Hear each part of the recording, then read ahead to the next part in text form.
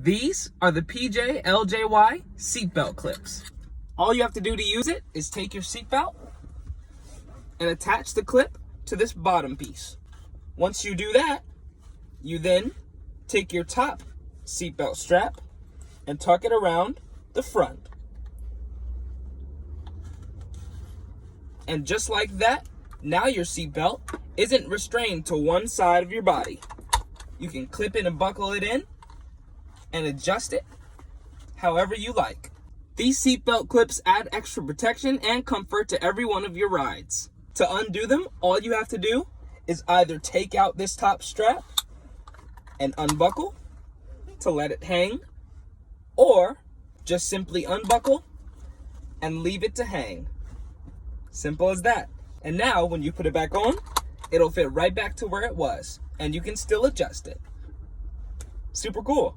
If you would like to try out the seatbelt clips, they are available on Amazon.